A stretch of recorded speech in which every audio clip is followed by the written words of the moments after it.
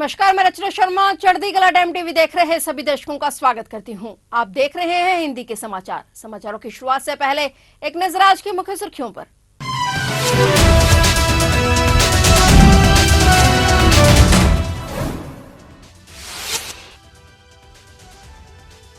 Supreme court का अहम फैसला, अनुसूचित जातियों और जनजातियों में सब कैटेगरी बनाने की मंजूरी। इस फैसले से जरूरतमंदों को होगा लाभ।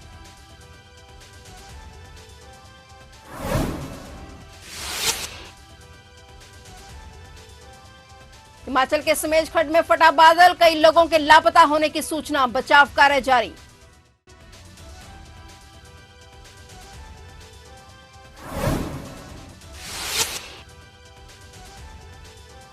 कन्नूर पहुंचे राहुल और प्रियंका गांधी, रिलीफ कैंप जाकर पीड़ितों से की मुलाकात। भूस्खलन से प्रभावित वायनाड दौरे पर राहुल और प्रियंका गांधी।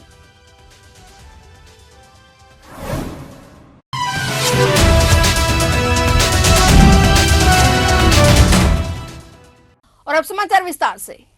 सुप्रीम कोर्ट ने एक महत्वपूर्ण निर्णय सुनाया है, जिसमें उसने कहा है कि राज्य सरकारें अनुसूचित जातियों और अनुसूचित जनजातियों के बीच सब कैटेगरी बना सकती हैं। इस फैसले से उन जातियों और जनजातियों को लाभ होगा जो विशेष रूप से जरूरतमंद है और जिन्हें आरक्षण के तहत अधिक फायदा मिलेगा। 7 जजों की बेंच ने इस निर्णय में 2004 के ईवी चिन्नैया मामले में दिए गए 5 जजों के फैसले को पलट दिया है। 2004 में सुप्रीम कोर्ट ने कहा था कि जातियों और जनजातियों के अंदर सब कैटेगरी बनाने की अनुमति नहीं दी जा सकती है, लेकिन अब इस नए फैसले ने उसे पुराने निर्णय को बदल दिया है और अनुसूचित जातियों और जनजातियों के बीच सब कैटेगरी बनाने को मंजूरी दे दी है।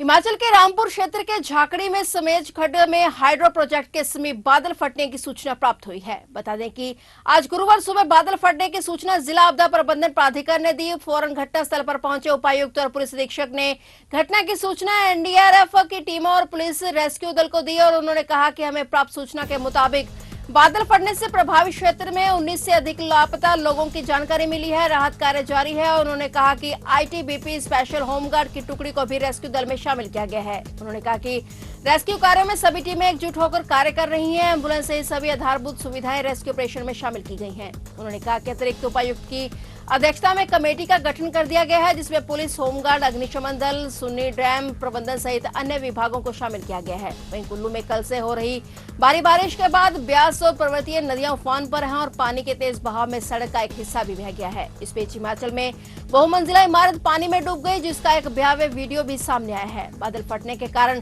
कई स्थानों पर सड़क संपर्क टूट गया था और इस बीच केंद्रीय स्वास्थ्य मंत्री जेपी नड्डा ने राज्य के विभिन्न इलाकों में बादल फटने की घटना पर हिमाचल प्रदेश के मुख्यमंत्री सुखविंदर सिंह सुक्खू से बात की और आपदा में मारे गए लोगों के लिए शोक जताया।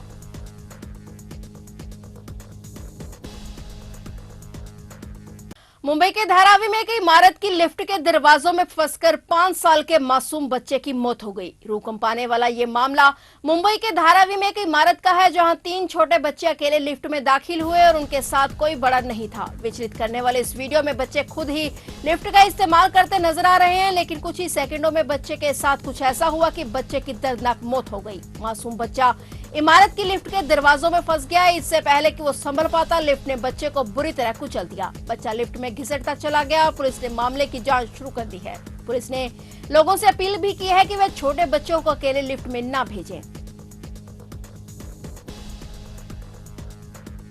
दिल्ली एनसीआर में भारी बारिश से 7 लोगों की मौत हो गई। कल से दिल्ली एनसीआर में हुई भारी बारिश के कारण शहर के अधिकांश हिस्से जलमग्न हो गए और यातायात बुरी तरह प्रभावित हुआ, जिससे लोग घंटों तक फंसे रहे। मूसलाधार बारिश के कारण 7 लोगों की मौत हो गई, जिनमें से दिल्ली में 2, 3 गुरुग्राम में और 2 ग्रेटर नोएडा में मारे गए। दिल्ली में एक महिला और उसका बच्चा पानी से भरे नाले में फिसलकर डूब गए। गुरुग्राम में भारी बारिश के बाद हाईटेंशन तार के संपर्क में आने से करंट लगने से 3 लोगों की मौत भी हो गई। ग्रेटर नोएडा में दादरी इलाके में दीवार गिरने से 2 लोगों की मौत हो गई। मूसलाधार बारिश के कारण दिल्ली एयरपोर्ट पर उतरने वाली 10 उड़ानों को डायवर्ट किया गया। स्थिति को देखते हुए दिल्ली की शिक्षा मंत्री आतिशी ने घोषणा की कि लगातार बारिश के बीच राष्ट्रीय राजधानी में गुरुवार को स्कूल बंद रहेंगे। लगातार बारिश के कारण उत्तरी दिल्ली के सब्जी मंडी इलाके में एक घर ढह गया, जिसमें एक व्यक्ति घायल हो गया। भारी बारिश के बीच मौके पर पहुंची 5 दमकल गाड़ियों को यातायात जाम का सामना करना पड़ा। भारी बारिश के कारण दिल्ली एनसीआर के कई प्रमुख हिस्से जलमग्न हो गए, जिसमें अंडरपास में पानी भर गया। लुटियंस दिल्ली और नोएडा, गुरुग्राम, फरीदाबाद और गाजियाबाद की ओर जाने वाले इलाकों में यातायात खासा अस्त व्यस्त रहा।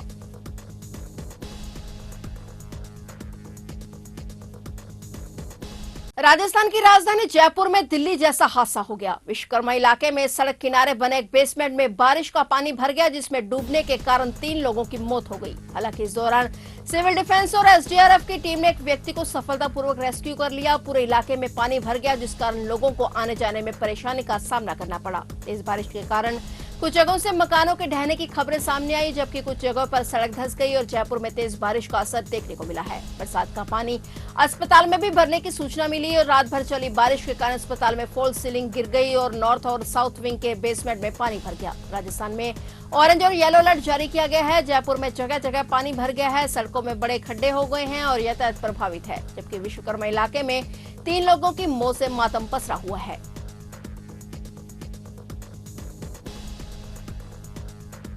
केरल में हुई लैंडस्लाइड की वजह से 173 से अधिक लोगों की मौत हो चुकी है और इस त्रासदी का मुद्दा देश की दोनों सदनों में भी उठा। केरल में 2 दिनों के लिए राजकीय शोक की घोषणा भी की गई। आज भी वहां राहत बचाव कार्य जारी है। प्रभावित इलाकों में डॉक्टर्स की टीम मौजूद है जो घायलों का इलाज कर रहे हैं। वहीं आज वायनाड का दौरा करने के लिए राहुल और प्रियंका गांधी भी वहां पहुंचे और कांग्रेस नेता राहुल गांधी और प्रियंका गांधी आज पहले कन्नूर पहुंचे। इस दौरान उन्होंने भूस्खलन से प्रभावित केरल के वायनाड का दौरा किया। लोकसभा के नेता प्रतिपक्ष राहुल गांधी और प्रियंका गांधी ने आज वायनाड पहुंचकर आपदा प्रभावित परिवारों से मुलाकात की। इस दौरान उन्होंने पीड़ितों के लिए भारी मुआवजा दिलवाने के लिए केंद्र सरकार से अपील करने की बात कही। उन्होंने आपदा प्रभावित परिवारों को आश्वासन दिया कि वे इस त्रासदी का मुद्दा देश की सदन में उठाएंगे।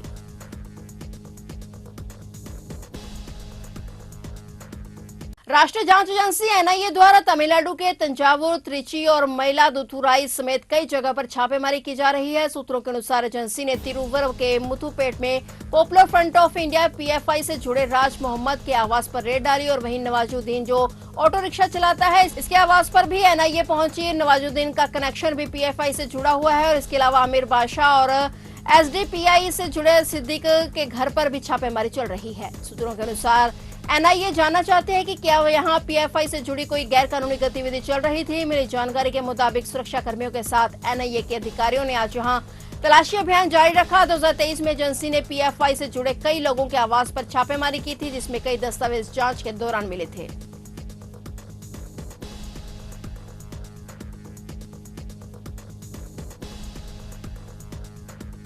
एक बड़े राजनीतिक घटनाक्रम में राज्यपाल थावरचंद गहलोत ने मुख्यमंत्री सिद्धारमैया को एक कारण बताओ नोटिस जारी किया है, जिसमें मैसूर शहरी विकास प्राधिकरण द्वारा उनकी पत्नी को जमीन आवंटित करने में कथित अनियमितताओं पर उनसे और स्पष्टीकरण मांगा गया है। इस पर सीएम सिद्धारमैया ने राज्यपाल द्वारा जारी नोटिस पर चर्चा करने के लिए कैबिनेट बैठक से पहले आज गुरुवार को अपने आवास पर अपने मंत्रिमंडल सहयोगियों के साथ एक बैठक बुलाई। इस बैठक में मुख्यमंत्री ने राज्यपाल द्वारा उनके खिलाफ मुकदमा चलाने की मंजूरी देने के संभावित कदम का मुकाबला करने की रणनीति पर चर्चा की। एक ठोस रूख अपनाने की बात कही।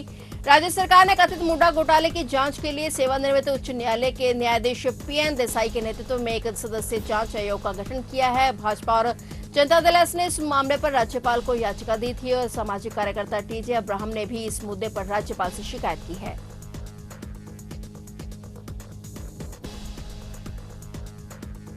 फिलहाल हिंदी के समाचारों में इतना ही और नए समाचारों के साथ फिर से हाजिर होंगे। तब तक के लिए देखते रहिए चढ़ती कला टाइम टीवी।